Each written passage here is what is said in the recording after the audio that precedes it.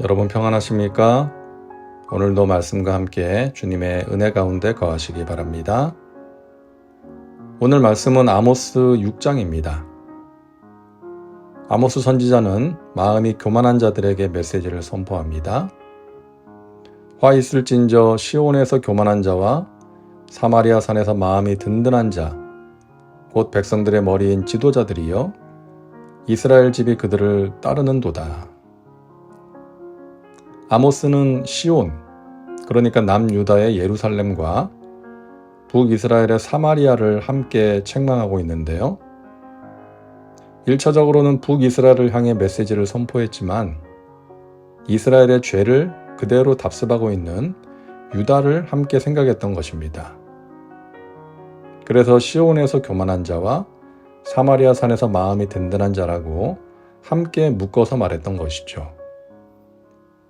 여기서 마음이 든든한 자는 이스라엘의 지도자들을 가리킵니다. 이들은 큰 교만에 빠져 있었습니다. 나라가 전에 누려보지 못한 번영과 풍요로움을 누리고 있었기 때문이었죠.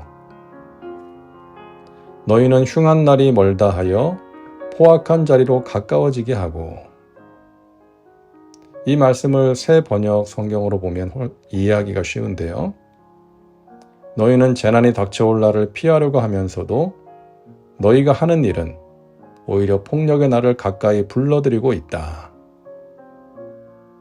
이스라엘의 지도자들이 재앙을 피하려고 안간힘을 쓰지만 그들의 교만과 죄로 가득 찬 행동들이 오히려 재앙을 재촉하고 있다는 것입니다.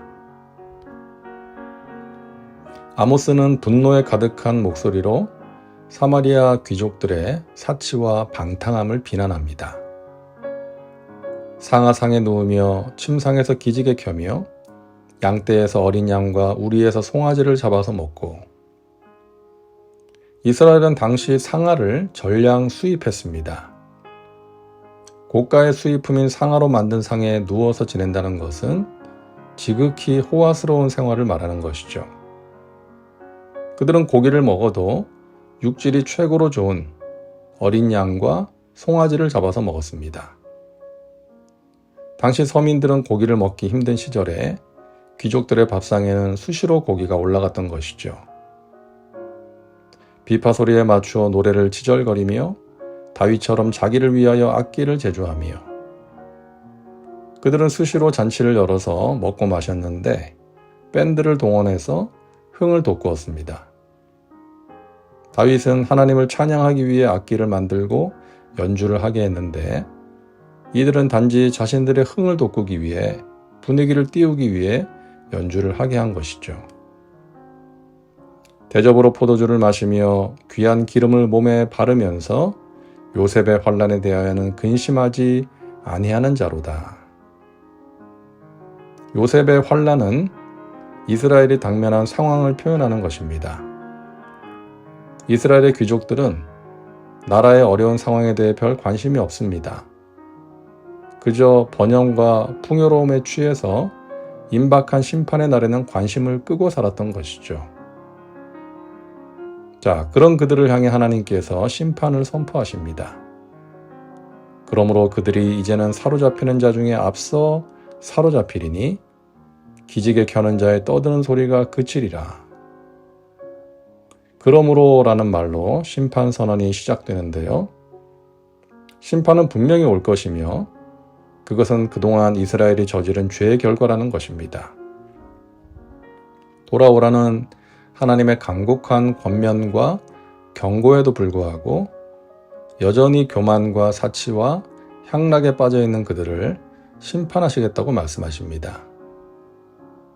그들의 호화로운 파티는 끝나고 온 열방에서 으뜸가는 자라고 거드름을 피웠던 자들이 이제 포로 행렬의 제일 선두에서 끌려가게 될 것입니다. 만군의 하나님 야훼의 말씀이니라. 주 야훼가 당신을 두고 맹세하셨노라. 내가 야곱의 영광을 싫어하며 그 궁궐들을 미워하므로 이 성읍과 거기에 가득한 것을 원수에게 넘기리라 하셨느니라. 선지자는 자신이 하는 심판 선언이 자신의 말이 아닌 하나님의 말씀이라고 강조하는 것이죠. 하나님이 자신의 이름으로 맹세하신 이름으로 확실하게 오게 될 것이라고 말합니다. 되돌릴 수가 없는 사실이라는 것이죠. 한 집에 10사람이 남는다 하여도 다 죽을 것이라. 죽은 사람의 친척, 곧 그 시체를 불사를 자가 그 뼈를 집 밖으로 가져갈 때에 그 집 깊숙한 곳에 있는 자에게 묻기를 아직도 있느냐 하면 대답하기를 없다 하리니 그가 또 말하기를 잠잠하라 우리가 야훼의 이름을 부르지 못할 것이라 하리라. 이스라엘은 치명적인 타격을 입게 될 것입니다. 많은 사람들이 죽고 살아남은 자들도 비참한 최후를 맞게 될 것입니다. 얼마나 많은 사람들이 죽게 되는지 제대로 된 장례식을 치룰 엄두를 내지 못하고 시체들을 불에 태워서 처리하게 될 것입니다. 하나님은 택한 백성들의 교만과 무감각에 대해 슬퍼하십니다. 자신의 죄에 대해 근심할 줄 모르고 타인의 고통을 공감할 줄 모르는 그들을 안타까워하십니다. 하나님의 재앙이 임하는 것은 두려운 일입니다. 하나님의 진노의 재앙이 임하기 전에 깨닫고 돌이켜야 합니다. 자신의 교만함, 그리고 세상에 취해 사는 모습을 깨닫고 하나님께 돌아올 때에 소망이 있는 것입니다.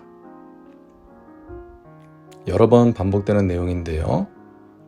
여러분 깨닫는 것이 축복이요 은혜입니다.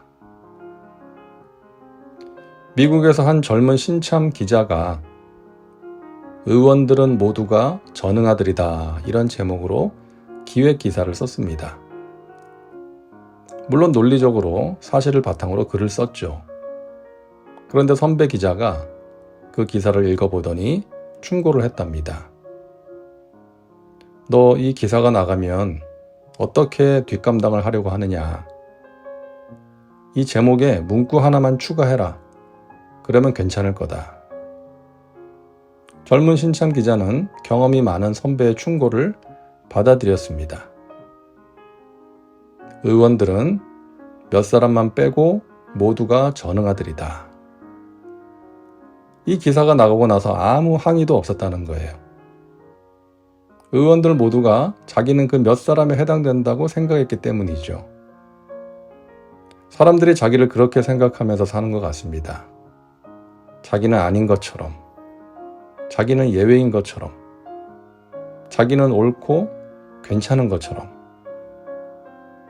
그러나 자기의 허물과 잘못을 깨닫는 것이 축복이요 은혜입니다. 나는 연약한 죄인입니다. 부족함과 허물이 많은 사람입니다. 하면서 겸손하게 낮아져 하나님의 은혜를 구하는 것이죠. 그럴 때 회개함으로 새롭게 될 수가 있고 하나님의 복과 은혜를 누리고 나누며 살 수가 있는 것입니다. 기도합니다. 사랑과 은혜가 풍성하신 하나님, 오늘도 말씀과 함께 살게 하시니 감사합니다. 이스라엘의 교만과 방탕함을 지적하시는 하나님을 보았습니다. 하나님의 말씀에 귀를 닫고 이 세상의 향락에 취해 살아가는 사람들을 보면서 안타까워하시는 하나님의 마음을 느낍니다. 오늘도 말씀과 함께하는 우리 믿음의 식구들, 마음에 교만이 자리 잡지 않게 하시고 육신의 정욕, 안목의 정욕, 이생의 자랑에 취하지 않고 하나님을 더욱 사랑하고 가까이 하는 복된 삶을 살게 하옵소서. 예수님의 이름으로 기도하옵나이다. 아멘. 오늘도 말씀과 함께 은혜 가운데 거하시기 바랍니다. 여러분 사랑하고 축복합니다.